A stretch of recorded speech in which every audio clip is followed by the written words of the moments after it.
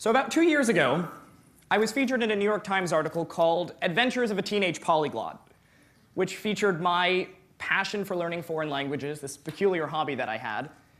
And at first I thought it was great.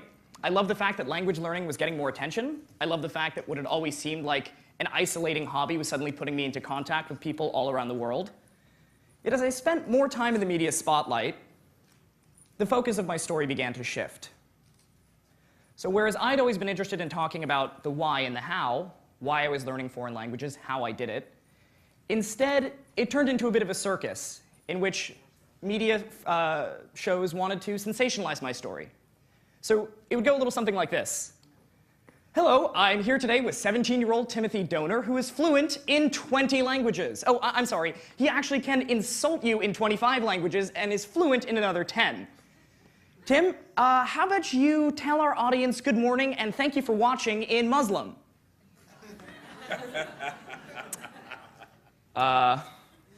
Arabic. أهلا بكم يا مشاهدون وشكرا جزيلا للمشاهدة. Great, Tim. Now, can we get you to introduce yourself and say, I'm fluent in 23 languages in German? It's not really true, but no, just tell the audience. Hallo, ich bin Tim Donner, ich bin 17 Jahre alt und ich kann ungefähr 23 Sprachen fließend sprechen.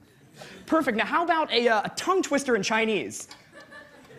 Well, we could talk about Chinese. You know, a lot more Americans are learning Chinese these days, and I think there's a lot of value in that. No, just give us a tongue twister. 吃葡萄不吐葡萄皮儿，不吃葡萄倒吐葡萄皮儿. This guy. Tim, how about another tongue twister in Chinese? I would prefer not to, but you know, we could talk about China. You know, there's a lot that you can gain by learning a language. Oh, Tim, I'm sorry, that's all the time we have.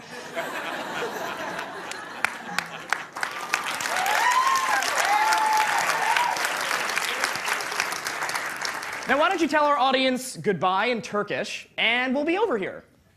You know, we haven't talked about anything substantive, but Turkish, please. Haydi bakalım. Tamam. Güle güle ve çok teşekkür ederim. How about that kid, right? Wonder if he gets any girls. Now, stay with us, because up next, a skateboarding bulldog in a bathing suit.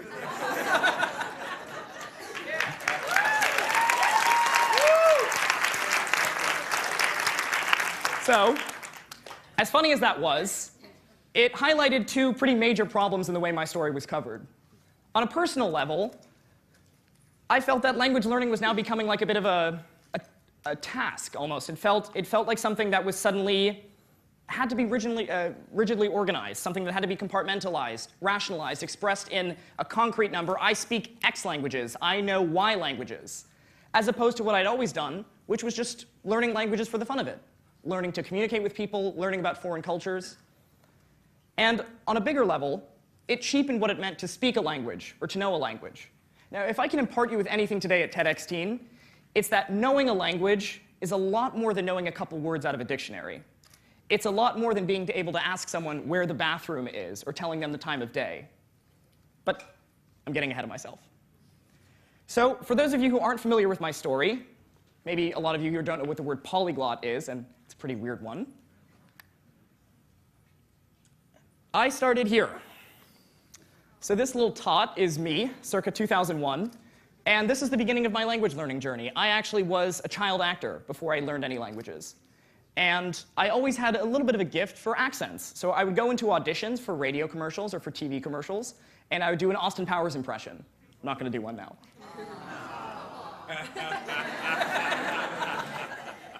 Or maybe I would do Apu from The Simpsons. In fact, there was actually one time in an audition in which I was asked to leave because they told me to speak like a little kid with a lisp, and I wanted to do Darth Vader in a French accent. But that taught me the basics of how to break down sound, how to pick up a foreign accent or foreign speech patterns, and really live with it. Now, fast forward a little bit. I'm now in about 3rd grade, and I've just started French for the first time.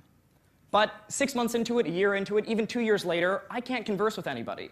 French is just another subject in school, and even though I can tell you words for elbow, knee bone, shoelace, I couldn't really have a fluent conversation with anybody. Fast forward a little bit more. In 7th grade, I started Latin.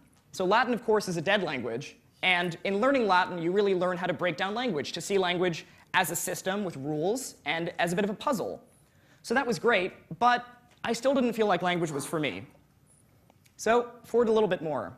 I'm about 13, and out of an interest in learning more about the Israeli-Palestinian conflict, I started studying Hebrew. Now, I had no way of doing it. I had no idea what I was supposed to be doing. So I listened to a lot of rap music. I'd memorize lyrics, I'd spit them back out, and I would just try to chat with native speakers once a week, once a month. And I found that incrementally, I started to understand a lot more. Now, I didn't sound like a native speaker.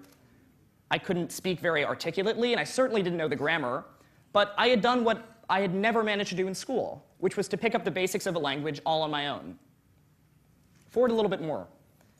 I started taking Arabic when I was 14 in a summer program going into 9th grade. This was summer of 2010. After a month, I found that I could read and write without a problem. I'd learned the basics of the formal language and one of its major dialects. And it turned me on to the fact that I really could pursue languages as a hobby. So it finally came to March 24th, 2011. So I have pretty vicious insomnia, and as I was studying more languages, using grammar books or watching TV shows in, let's say, Arabic or Hebrew became one way of focusing my time. So on that night, while I was awake till some ungodly hour, I recorded myself speaking Arabic into my computer screen, subtitled it, and I uploaded it to YouTube under the title, Tim Speaks Arabic. Tim يتكلم اللغة العربية. Next day I did the same thing, Tim מדבר עברית. Tim speaks Hebrew. And the comments, when they trickled in, were fantastic. I got things like, wow, I've never seen an American speak Arabic before.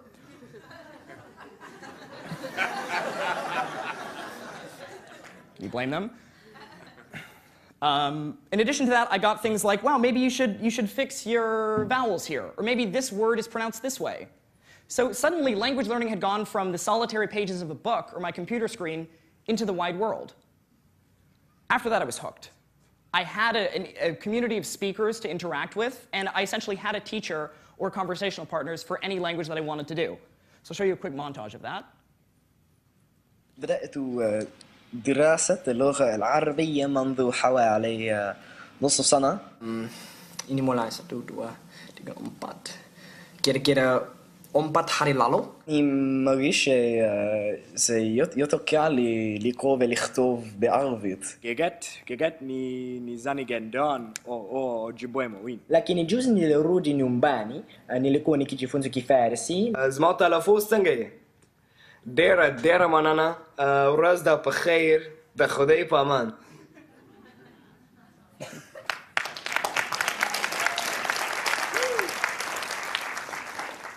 That became my way of reaching out to the world. But as I was learning all these languages, I faced a number of obstacles. So number one, I had no idea how to teach myself. In fact, I'm sure many of you, if you were told you have to learn Pashto by next month, you wouldn't know what to do. So I experimented. Here's one thing. So in my Latin class, I read about something that Cicero described called method of loci, or technically loquorum. But it's a technique in which you take mnemonics. So let's say you want to learn 10 vocab words on a list. You take each of those words, and instead of memorizing them in blocks, you integrate them into your spatial memory. So here's what I mean. This spot right here is Union Square. It's a place I go every day. If I close my eyes, I can imagine it very, very vividly. So I imagine myself walking down Union Square, and at each spot in my mind that has resonance, I associate it with a vocab word. I'll show you right now. I'm walking down Park Avenue, and in Japanese, to walk is iku. I go a little bit further, turn right, sit on the steps where I can suwaru. Directly north of there is a statue of George Washington, which I used to think was a fountain, so that's nomu, to drink. Right next to that is a tree that you can kiru, cut. If you want to go north to a Barnes & Noble, you can yomu, to read. Or if I'm hungry and I want to go to my favorite falafel place, I can go 1 block west of there, so I can taberu, to eat. Did I miss one? All right, so 8 out of 10. Not bad. So I found that most of the time, by experimenting with methods like these, it made language learning a much more interactive experience. It made it something that I could remember much better and I had a lot of fun with. Maybe that's not for you. Here's another one. So a lot of people often ask me, if you're studying so many languages at the same time, how do you not confuse them? Or how do you learn so many vocab words? In Spanish, I learn the word for table, and then the word for book goes out the other ear. What I do is embrace those. So for example, take these 3 words in Indonesian. These were actually among the first 50 words that I learned. Kepala, kabar, kantor. Lexically, they're unrelated to each other. Kepala is a head, kabar is news, kantor is an office. But they all sound similar, K-A, right? So what I would do is I would memorize vocab in batches of sounds that were similar. So if I hear the word kepala in Indonesian, I automatically think of the words kabar and kantor. Same in Arabic, iqtisad, istiqlal, suqut. Those three words are unrelated. One is economy, one is independence, one is downfall. But if I hear one, it triggers... it triggers the rest. Same thing in Hebrew, chozel, zochel, zolech, even though those are return, remember, and to shine. Or in Farsi, in which they are related. So for me, if I hear the word pedar, which means father, I automatically think of the words modar, barodar, dochtar, mother, brother, daughter. So again, this is one method. And I'm not saying this will make you fluent in a language, but it has been one of my ways of overcoming those obstacles. So you may be wondering, what's the point in doing this? Why learn Pashto or Ojibwe when you live in New York? And there's a point to that.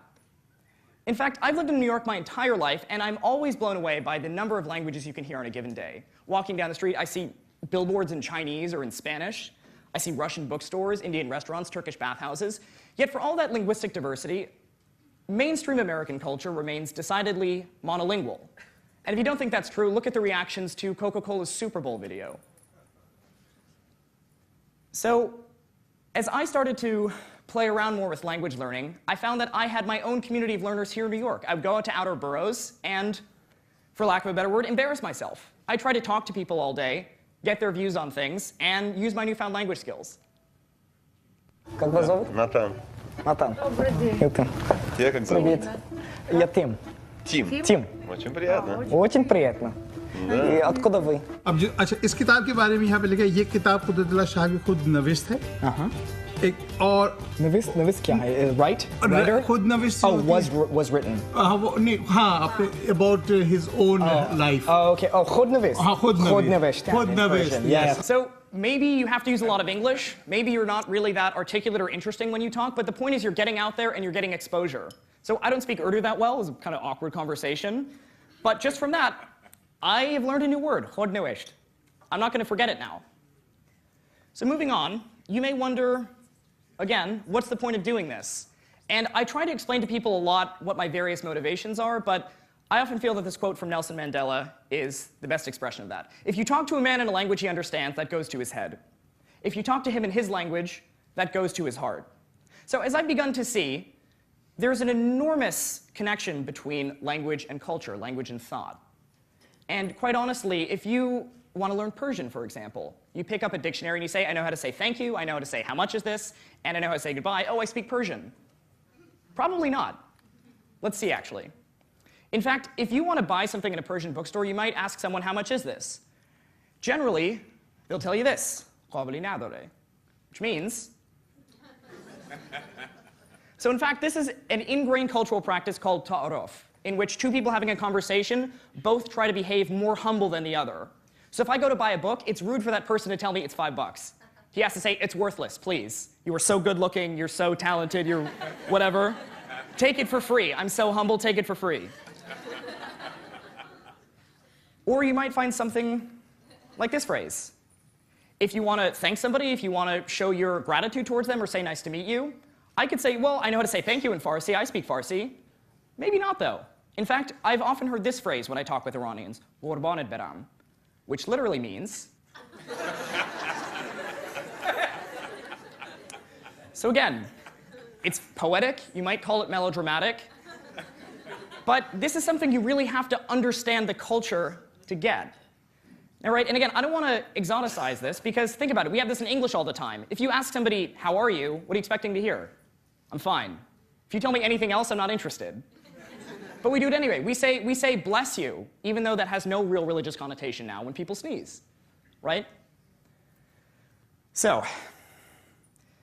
it's interesting if you think about the fact that most linguists believe language doesn't inherently affect the way you think, right? There's no language that'll make you a math genius. There's no language that'll make logic problems impossible to understand.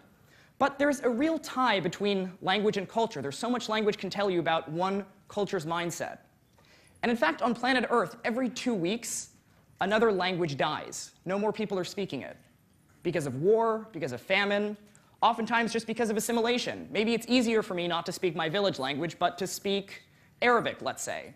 Or maybe I'm from a tribe in the Amazon, my habitat is cut down, and it just makes more sense for me to learn Portuguese and lose my culture. So think about that. 2 months from today is April 1st. For many of you, that date may be stressful because you have a paper due or the rent is due. But for 2 groups of people around the world, for 2 cultures, that means the death of their language, the death of their mythology, their history, their folklore, their understanding of the world. Now again, you brushing up on your Spanish, going to Japanese class, is not going to stop language death. But what it does do is begin to open up your mind to the idea that language, in essence, represents a cultural worldview. And if I can impart you with anything today at TEDx Teen, it's this. You can translate words easily, but you can't quite translate meaning. Thank you.